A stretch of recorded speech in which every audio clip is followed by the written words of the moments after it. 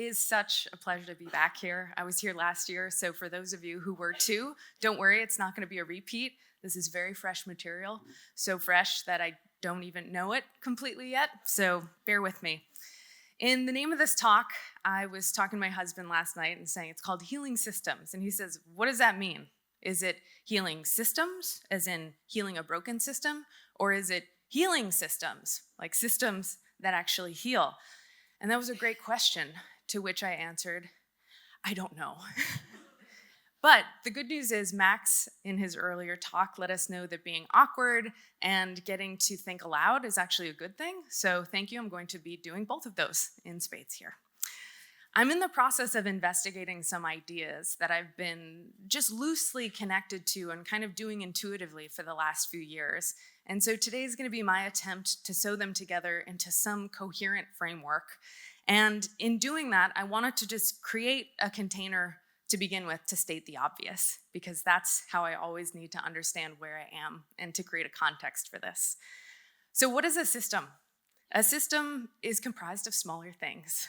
That is the obvious thing that I want to start with today. And each new level of complexity that a system is built upon, it reflects the qualities inherent to the level below it. So you can't necessarily intervene in systems change at the top. Sometimes you have to look at what's between it and what are those connections between those things. Where's the lever for change? And to start at the very beginning, everything, all of us, starts from being in relationship. And hopefully it's a good one. And all organs then, which are made out of these cells, are aggregations of cells pursuing some activity in common, like to create a heart or a lung or a bladder, whatever it may be. And then one level up, all humans are aggregations of organs, then pursuing some activity in common, like keeping a human alive. One level up, all communities are aggregations of humans pursuing some activity in common. And I just want to focus on our animal friends here. I know there are communities in animal relationships too, so please forgive the anthropocentrism of saying this is only humans. And all organizations, which I just realized also contains the word organ, are aggregations of humans pursuing some paid activity in common. So it goes from being some kind of way of connecting with others through an identity or a location for some economic interest. And then all systems are aggregations of organizations that have some incentive structure in common, some center of gravity around which all of them move. And so when I'm thinking about systems change and how do you intervene, part of it is thinking about those spots right between the levels. What are those shared connections? So the difference between going from a human to a community is when you share something like your thoughts, your identity, your location. That's something that can bring people together. Here it's storytelling. There's a community here around an identity of storytellers. The next level up, going from community to an organization, is where you start to have some sort of economic shared goals or imperatives.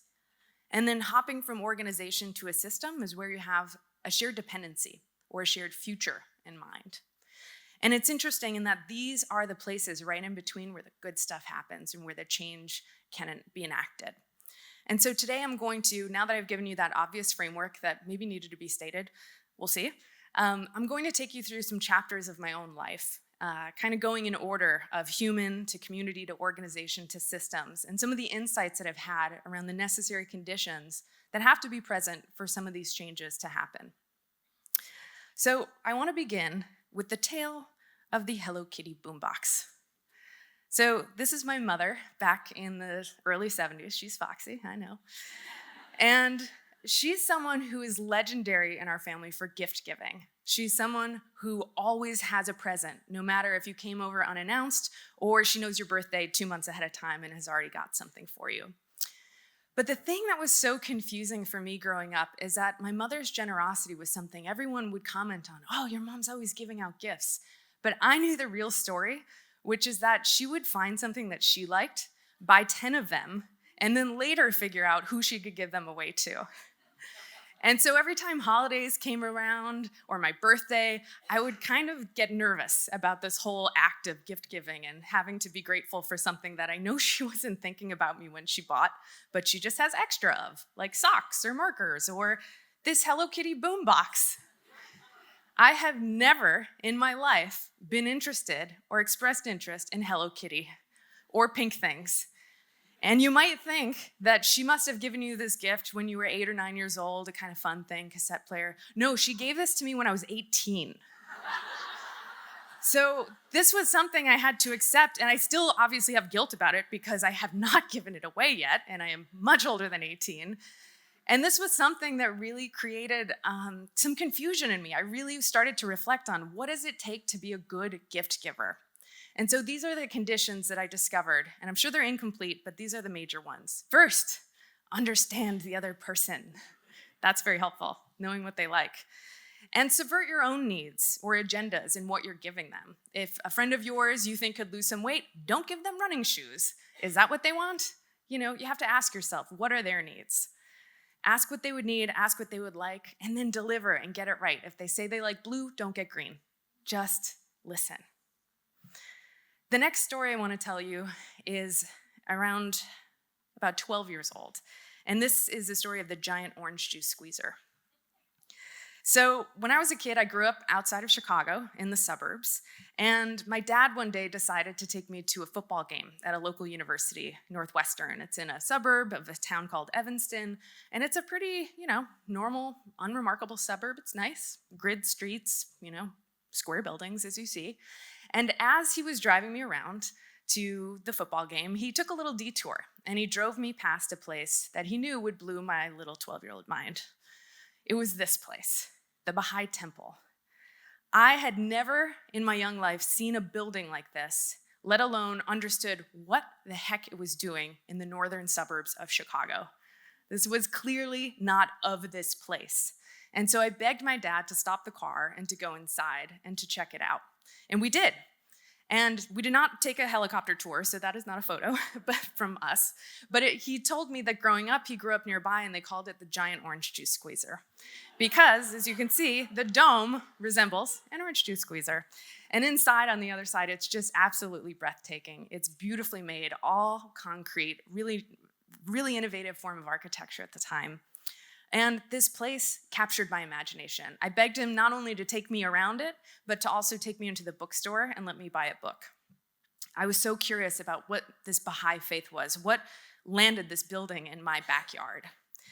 And so one of the amazing things that I learned through my experimentation and kind of inquiry into the Baha'i faith is that it created a healing within me. So I grew up with a Jewish mother and a Catholic father. And I had everyone tell me, whenever they said, "What religion are you?" I didn't quite know. I wanted to be correct and choose the better one, but I didn't know what the better one was. And I figured if my dad is right, then my mom has to be wrong. And if my mom is right, then my dad has to be wrong. And why can't they have figured that out before I got here and just given me one choice? And so when I read about the Baha'i faith and their concept of progressive revelation, where every prophet from every major religion are just teachers in the same line of thought, suddenly I thought, I don't have to choose. They are all part of one unfolding story. And so the Baha'i faith allowed me to see that there was a false dichotomy. It wasn't this was right or this was right. It was that Muhammad maybe was the 4th grade teacher and Zoroaster was the kindergarten teacher. And you don't negate what happened in 4th grade because your kindergarten teacher said something different. You're growing in maturity. And so their prophet named Baha'u'llah was the person they thought is the person for this age, the person with the latest dispensation from the same line. And so this was something super fascinating to me, this idea that you could get one altitude level up and suddenly things wouldn't be in conflict anymore. And so through this experience, I discovered the conditions for both unity and autonomy, which seems like a false dichotomy, but they can coexist. And so anytime I find two things of saying you have to be a for-profit business or you have to be a nonprofit business, I say, why? And I want to go one level up to figure out, is there a way where these things can align and make sense? The other thing that I loved about the Baha'i faith that I learned is that it encourages the independent investigation of truth. I had people all my life telling me, you have a Jewish mother, therefore you're Jewish. And I would say, I don't know that. I mean, sure, yes, we do some of the holiday stuff, but I have no idea the background of the Jewish faith. I didn't grow up with that as a real cultural part of my life. And so the Baha'i faith, no one is born Baha'i. You have to actively choose it through investigating and interrogating your own ideas about the world. And then you are allowed at a certain age to say, yes, I opt into this. You're not kind of have a checkbox at birth saying who you are and what you believe in. And that was something that was also very attractive to me, this ability to have autonomy and also within unity. So fast forwarding 15 years later, I was kind of getting my feet under me as a journalist. I was not trained as a journalist. I was just curious, asked a lot of questions, and liked to write things. And so I ended up revisiting this whole Baha'i chapter in my life and doing a story for public radio about Baha'i democratic electoral processes, which happen to be very different from US democratic electoral processes. I won't get into it. I like the way they do things better.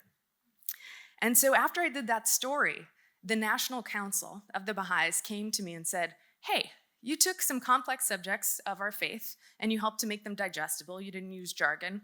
How about we pay you to do more of that? And I thought, absolutely not. And then they said, how much money? And I named a number and they said, okay. And I said, okay, let's do this. And so for about 4 years in the mid-2000s, I worked as a non-Baha'i for the Baha'i faith, helping to translate their religion for people who didn't know what it was about, putting it in plain language. And there I am with longer hair, with my communications team, all such wonderful people. I learned so much in these few years working for religion, something I never thought I would do. And so I want to share a couple more lessons as they're going to come in handy later when I explain some of the systems change. But one is that they see the world in a constant process of disintegration and integration, of things collapsing and building up, just like nature. You know, trees, the leaves fall and then they grow back again. And so one side, you can spend your energy trying to heal the systems that are in the process of disintegrating, so kind of healing broken systems. And the other side is you can spend your energy trying to figure out, okay, what's a good alternative? We might not have all the answers, but maybe we don't want to spend our precious energy trying to stop something that's clearly in the process of crumbling. And so I've spent my life trying to figure out any opportunity that comes my way. Is this building the new thing, or is this trying to keep the old thing from collapsing? And maybe it should. The other thing that I learned that I think about all the time is this humble posture of learning. Baha'is do not proselytize. It is actually against their faith to go out and to say, we know the truth. Excuse me, are you ready to hear it? We've got it. They believe that when you take this position of authority, your mind actually closes. When you say you know how the world works, you've now just closed yourself off to opportunities of actually learning new things that can help you have a richer and better understanding of the world, because we don't have a complete data set yet. And so this humble posture of learning really forces you to be a student and see the possibility in all the new information that you're taking in. Now, the last thing I learned through working with them and traveling around the country and interviewing Baha'is in different communities was just how they approach service. They don't go into a community and say, we know what you need. Hey, this is broken. We've got a fix for you. Instead, they say, we have two hands. You know your problems best. How can we be most useful to you? And with this, they have to be curious. They have to be in relationship. And the deeper and the more curious that relationship is, the better they can listen. And the better they listen, the more specifically they can respond to people's needs. And the better they can serve, the more effectively they can heal and build that new system that they're looking to build. The next chapter in this story is about my brother. It's called A Brother, a Guru, and Crying with Strangers. And these are all things that happened. So this is my brother, Pete. He's wonderful. We've had a very close relationship my whole life. There's us as little kids, dressing up, playing in our very cool 1980s living room, and then him as an adult. Now, Pete has struggled with some mental health issues in the last 10 years of his life. And it's been a real adventure and a real privilege to be walking alongside him on that journey. And there was a time after he had gone through some really tough moments where he found a community where he felt he belonged. And it was one that kind of threw me for a loop and got me a little nervous, and I wondered if it was a cult. It was a healing group called the Lifeline Technique. And this guru, this guy Darren here, who's making a mudra for I love you, was the leader. He's a charismatic leader of this group of people who were doing all these weird things with chakra glasses and healing, tuning forks and going through this whole process of hand motions. And my brother got really, really into it. And it got me nervous. And it actually started to create distance between us because he was using a new language and a new vocabulary. And he was like, you don't get me anymore. And I thought, wow, if I lose this relationship, I don't know if I can. And so I ended up opting in to get certified in this technique so that he and I could remain in proximity and communication because we had gotten pretty far apart. And in the process, I did what the Baha'is said to do, which was actually to not close your mind, not say, oh, these people are quacks, or this is snake oil, or this doesn't make any sense. I really opened myself up to the experience, and I found tremendous healing myself in crying with strangers in conference rooms with weird carpeting. And I really discovered the condition for the kind of listening that actually heals. It is one without an agenda. You don't come in trying to fix someone or having an opinion. You come in again with no judgment, something that Lippy was talking about earlier today. You hold space for someone. You are fully present for them. You're not looking at your phone. You are there, waiting on every breath, just letting them unfold when they're ready. And then you're there to mirror people and help them see their own narrative more clearly. It's not about you, not about giving advice or suggestions. It's about being present. And what I learned from that is I don't know if the healing forks worked or the chakra glasses or the oils, but I know that being heard and feeling accepted for anything I said and was going through was tremendously healing. And so pretty shortly after that, I accidentally became a journalist and a reporter. I started working for an organization called WBEZ in Chicago. It's actually where This American Life was born. And I started listening. I thought, hey, radio reporting, that's going to be a great spot for listening. That's what they're supposed to do. It's wonderful. I'm going to use some of these new skills that I found by being an alternative healer. And one of the questions I had in kind of learning how to do journalism from my colleagues was they would have these editorial meetings and decide what stories people should get. And I was just kind of taken aback. It's like, how can we possibly know what all the people out there need to know when we are not them? How can we make sure we don't give them a Hello Kitty boombox when what they wanted was a story about healthcare? You know, how can we be so sure? So that was something that I struggled with, this idea of assuming that we knew best, that we were the authority. The other thing I wondered is if we are to be of service, and I do believe that journalism can be and should be a service, how can we be more inclusive? How can we make sure the stories we're doing actually mirror and reflect people and aren't our own warped realities of what we think we should be doing? And then the last question was, can we listen in a deep and non-extractive way and hold space for people? The thing I found really tough about being a reporter was I was going in to a community, often in a time of trauma, and extracting information from someone so I could give it to someone else and then make money off of it. And that felt really, really wrong. I wasn't answering a question they had. I was answering a question my editor had. And it felt strange. That didn't feel like an equal and reciprocal relationship. And so, kind of put in very easy terms, I started forming this idea of what traditional journalism really felt like to me, which is that the newsroom was elevated from the public, kind of saying, this is what we think you need to know, and being in that position of authority. And the public really became abstracted. So demographics or dollar signs or dollar bills, they weren't real people. And this also positioned the newsroom as a parent. And I thought, what a shitty job. Who wants to be the parent of the public? That is a recipe for getting it wrong.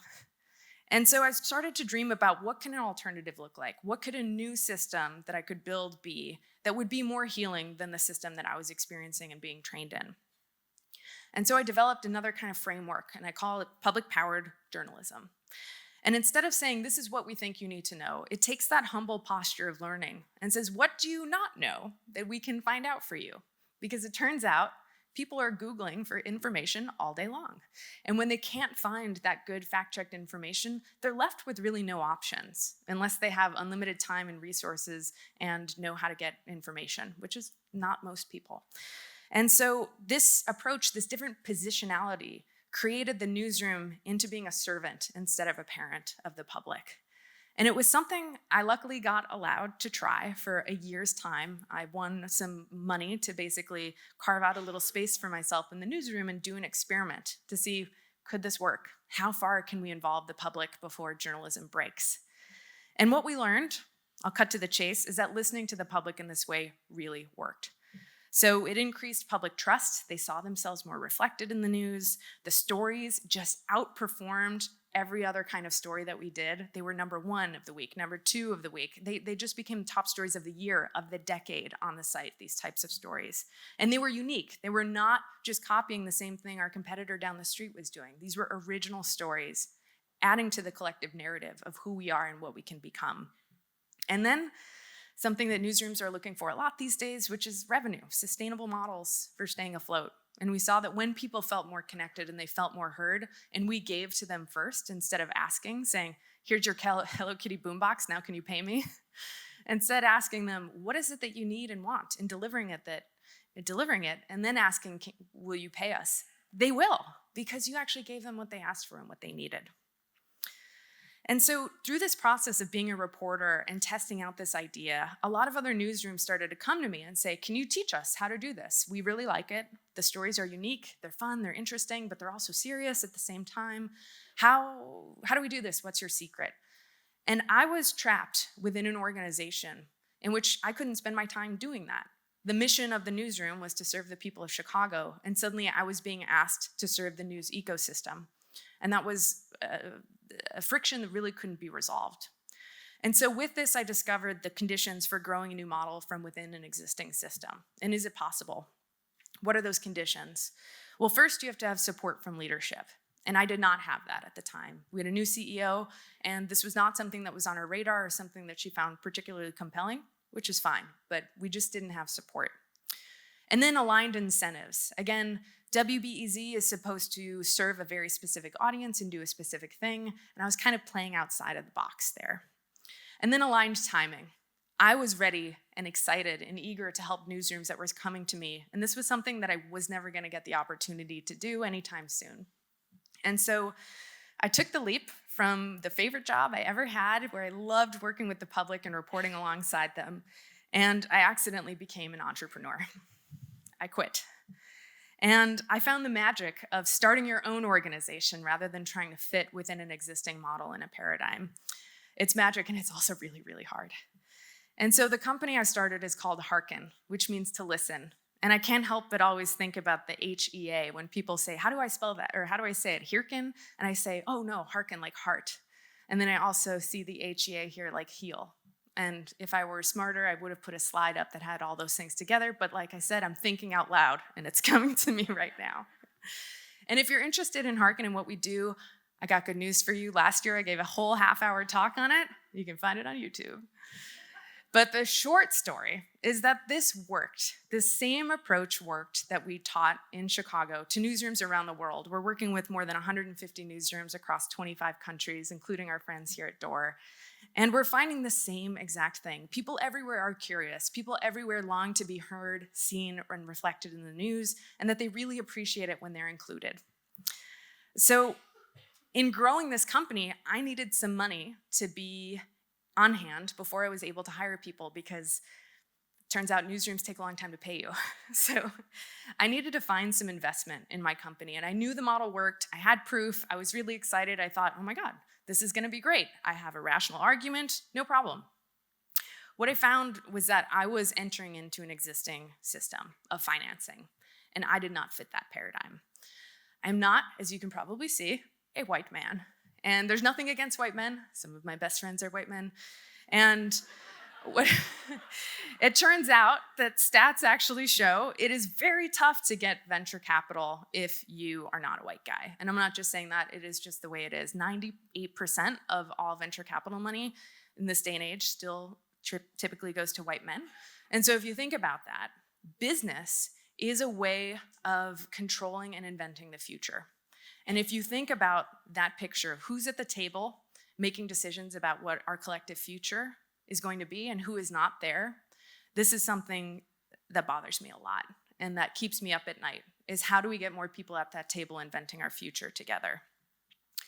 The other thing that I had going against me for getting investment in the existing system is that I did not entertain any status. I did not go to an elite school. I did not have some, fancy title from somewhere. So I was a nobody. I wasn't from Stanford and could say, bet on me, I'm at least elite.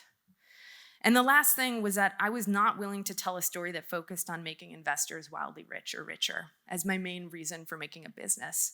And if you've ever pitched some venture capitalist or for money, that's what they want to see. They want to see, how are you going to not just make my money back, but make it back tenfold or 100-fold? And I thought, why would I want to do that? This is my mission. If I'm doing this instead, I'm going to be compromising this other thing. And so that was a story I was unwilling to tell. I felt by not having the ability to get the capital I needed to build this thing I saw that was so urgently needed and was working, I felt despondent. And when I looked on the Noun Project, which is what I use for all of my icons, these are 3 that came up when you search for the word despondent. And I thought all of them were actually how I felt. I felt like, either being held up by a pole or pushing down a wall, I don't know. I felt like a sad clown wearing a bow tie, and I felt like a flower that was not getting watered or sunshine. These are all the things that kind of compiled on me, and I thought maybe I made a big mistake by quitting a job I loved and trying to start my own thing, because there's not money for me out there. But lo and behold, that dark night of the soul gave way to some information that I needed just in time. I learned about the 3 laws of power from a book. It's called You're More Powerful Than You Think by this guy named Eric Liu, who is wonderful and has since become a mentor. And he talks about 3 laws of power that really, once you know them, you can't stop but see them. So I'm excited to share them with you. The first is that power compounds. When power exists, it begets more power. When power doesn't exist, you even get less power. So it's something that the rich get richer, the powerful get more powerful. It just builds upon itself. And then power justifies itself. Once someone has it, they will often do everything they can to tell you why they deserve it and why you don't, or why other people don't deserve it and they do.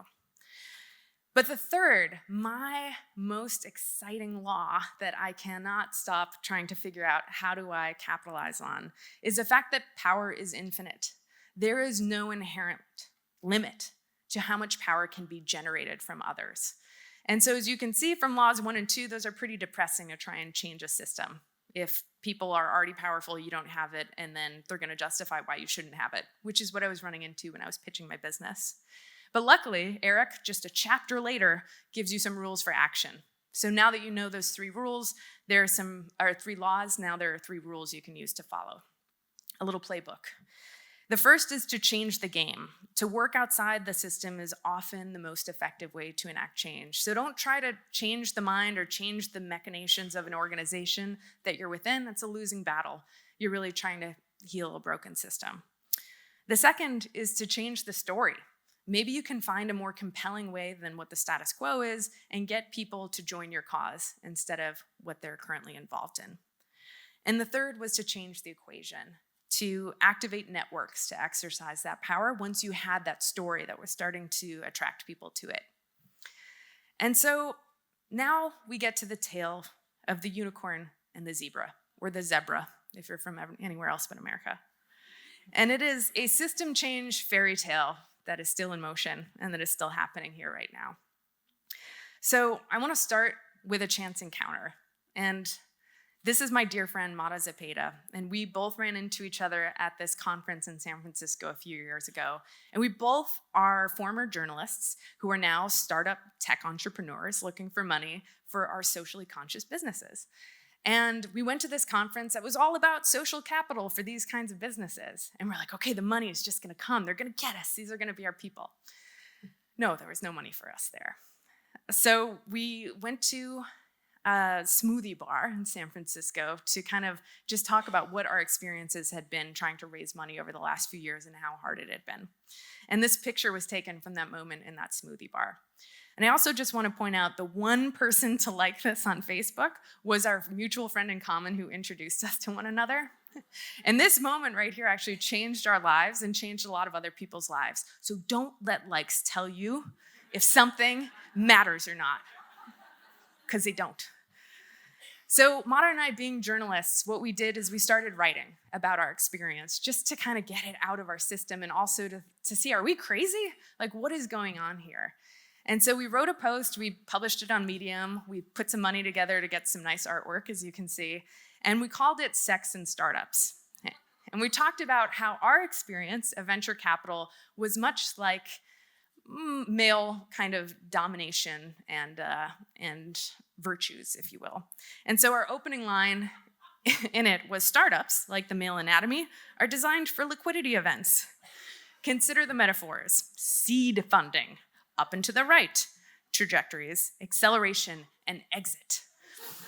Now, this slide right here, we call it the boner slide for obvious reasons. And that's what all investors would tell us they didn't like about our pitch deck, is we didn't have a boner slide. They wouldn't say it like that, but that's our shorthand for it. We didn't have a slide that said, if you give us $100,000, we'll make you 10 million, because that's not what we were in it to do. And we didn't really want to start our company off on a lie.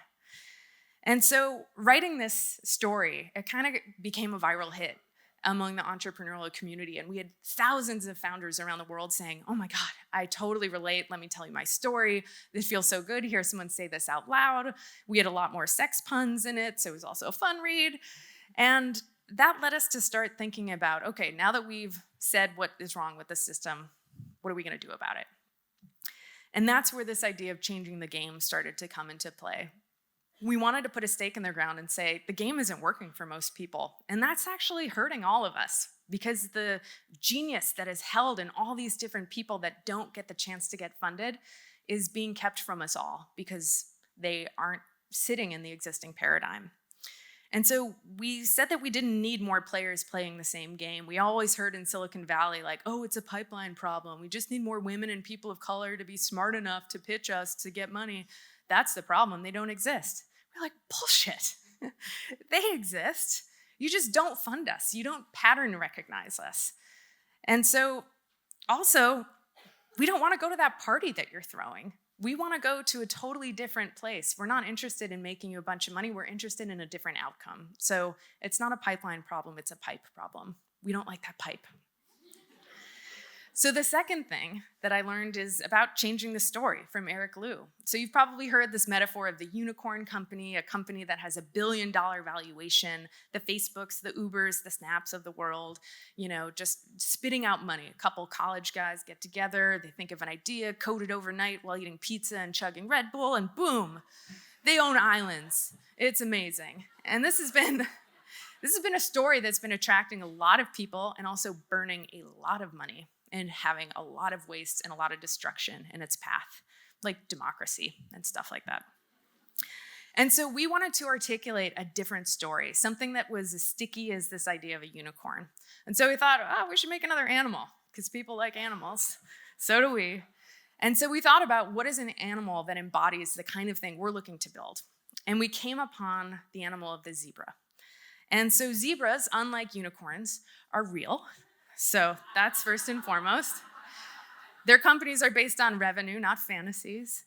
And they are black and white. They're for profit and for purpose at the same time. They don't think you have to be one or the other. The other thing about zebras is that their competitive advantage isn't in like crushing it and killing it, destroying the competition. It's about cooperation and collaboration. Like in the wild, a group of zebras is called a dazzle, fun fact.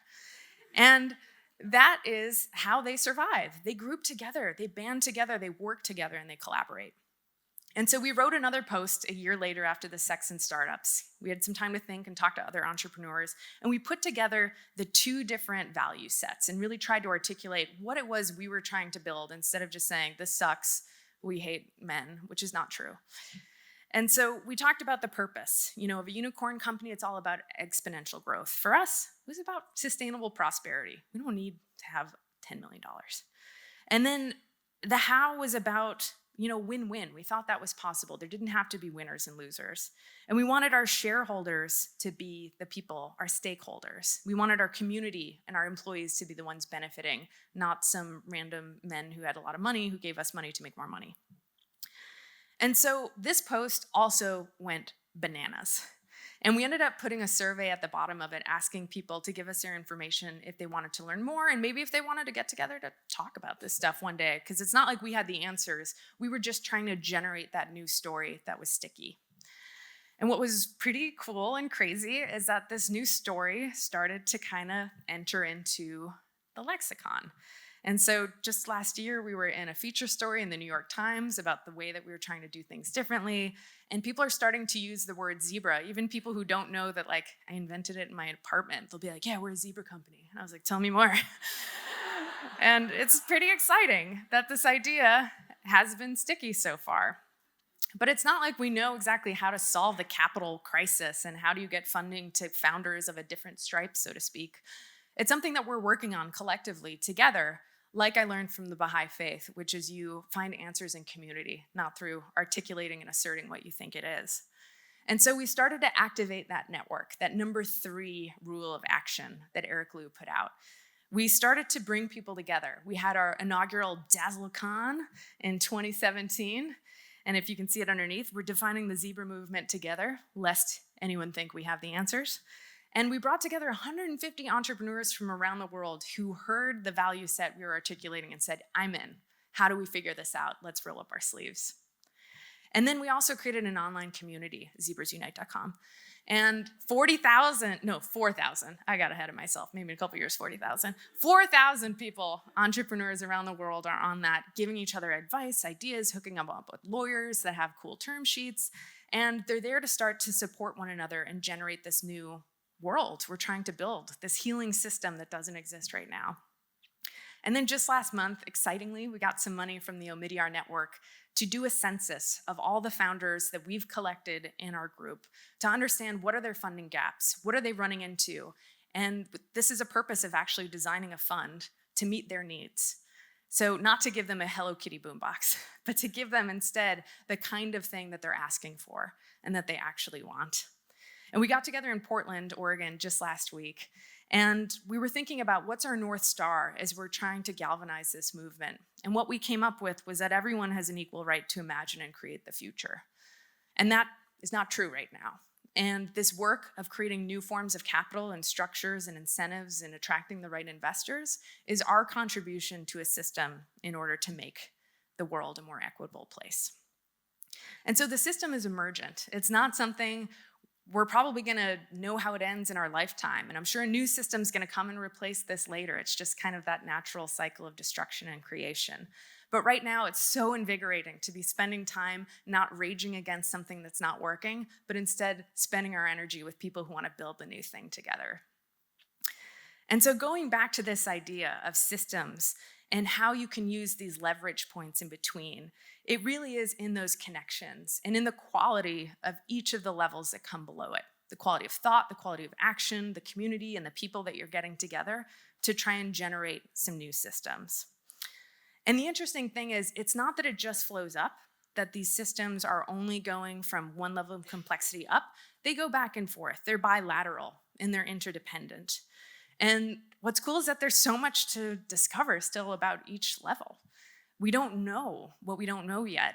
And by being aware of these different kinds of levels of complexity, we have so much more to learn, including a new organ, which was recently discovered. A friend of mine told me a couple months ago that there was a new organ that science had discovered. I was like, wait a second, haven't we been cutting open bodies for a long time? We probably should have seen that one. But it's true. Some people say it's not an organ, but regardless, it's very important and they didn't know it until recently. And it's called the interstitium.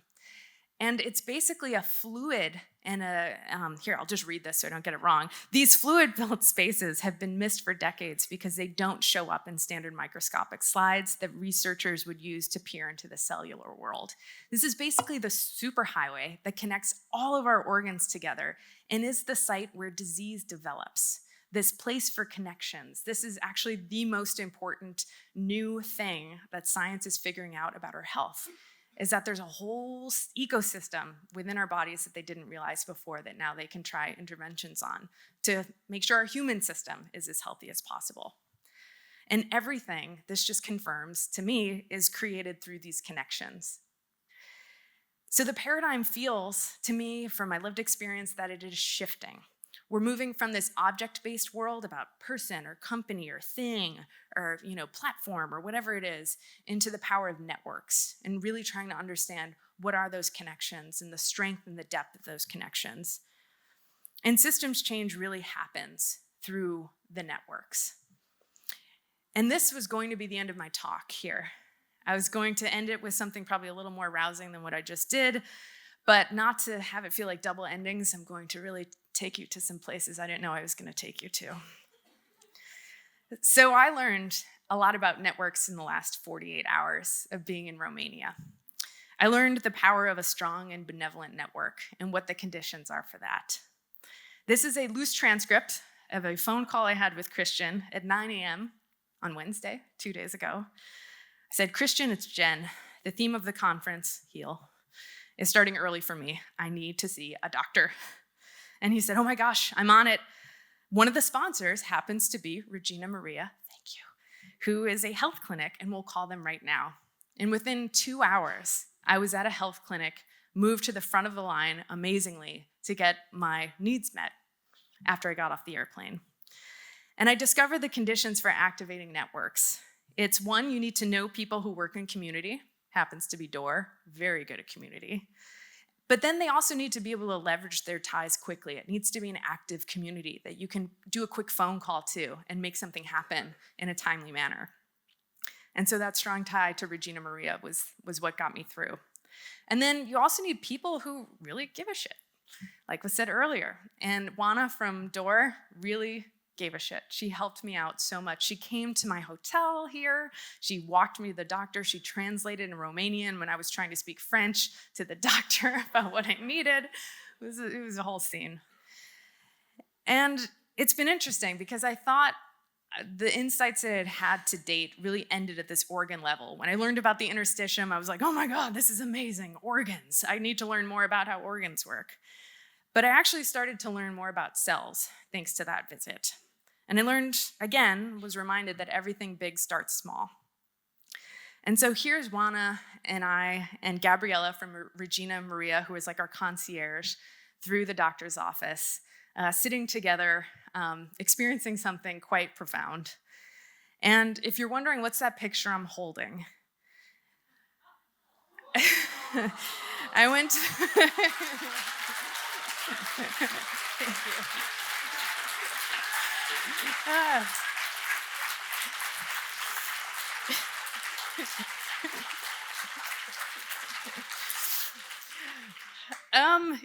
So that was the first ultrasound I've ever had in Romania, of all places. And it just reminded me that everything, again, emerges from being in relationship. This thing that's emerging right now is happening through relationship with my husband, who you'll get to meet tomorrow, who's going to speak. And it is ridiculous, I know.